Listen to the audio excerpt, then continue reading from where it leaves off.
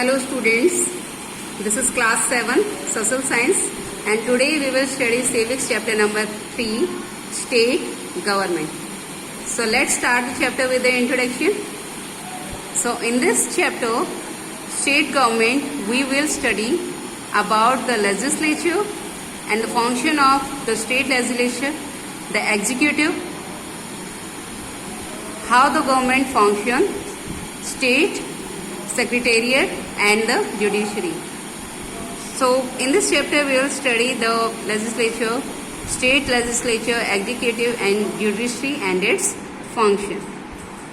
So mainly the government has three parts. First the legislature, second the executive and the third is the judiciary. So first we will study about the legislature. And the legislative, its function is to make law. There are two houses of legislative. First Vidhan Sabha and second is Vidhan Parishad. Vidhan Sabha is also called Legislative Assembly and Vidhan Parishad is also called Legislative Council. Okay. Vidhan Sabha or Legislative Council, it is upper house, and Vidhan Parishad or Legislative Council, it is called lower houses. So Vidhan Sabha and Vidhan Parishad. Vidhan Sabha is also called Legislative Assembly and it is upper house. Vidhan Parishad, it is called Legislative Council and it is called lower house. So there are mainly two houses, Vidhan Sabha, Vidhan Parishad, Legislative Assembly or Legislative Council. Vidhan Sabha Legislative Assembly is a upper house and Vidhan Sabha Parishad या Legislative Council it is a lower house. Understood? Okay, next the executive. Executive function is to implement law. जो कानून legislative बनाती है उसको implement कौन करता है? Executive करती है. और the judiciary it ensures that the laws are implemented. तो judiciary इस बात का ध्यान रखती है कि जो भी laws legislative ने बनाए थे और executive ने implement करे थे वो implement हो रहे हैं अच्छी तरह से या नहीं हो रहे हैं, ठीक है, वो कौन ensure करता है? ये judiciary system ensure करता है. Now we will study about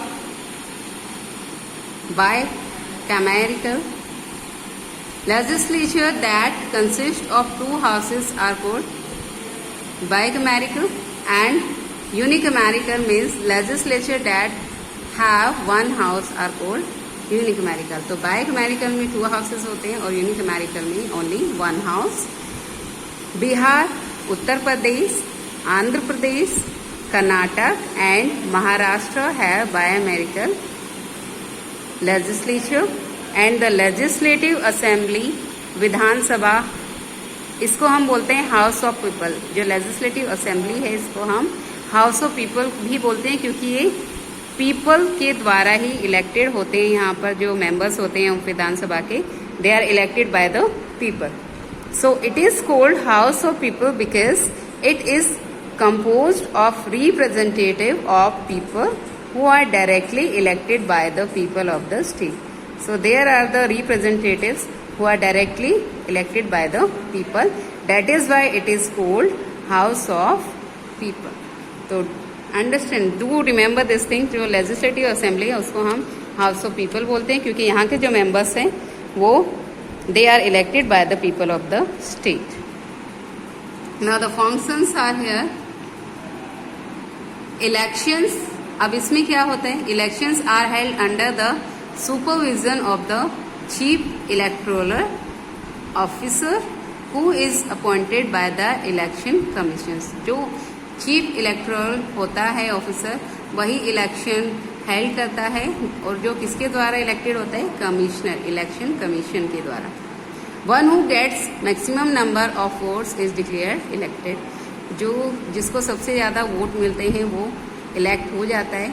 and one candidate is elected from each constituency. एक कंस्टिट्यूएंसी में से सिर्फ एक ही मेंबर इलेक्ट होता है.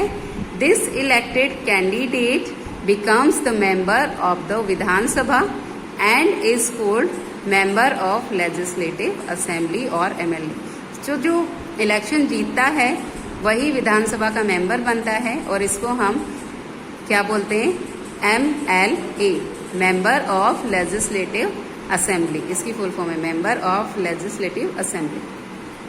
The number of MLAs is decided by the number of constituency. एक कॉन्स्टिट्यूएंसी एक MLA होगा, तो लाइक दिल्ली की अगर हम बात करें तो यहाँ पर जितनी कॉन्स्टिट्यूएंसी होगी उतने ही MLA विधानसभा में जाएंगे in the state, which is turn is decided by the population of the state. तो ये कैसे डिसाइड होता है, population of the state. One representative from each constituency can be nominated to become an MLA। तो हर एक constituency से एक एक MLA जो है वो नॉमिनेटेड किया जा सकता है। So this is the topic about the legislative assembly, Vidhan Sabha. अब हम नेक्स्ट टॉपिक में नेक्स्ट क्लास में पढ़ेंगे विधान परिषद के बारे में।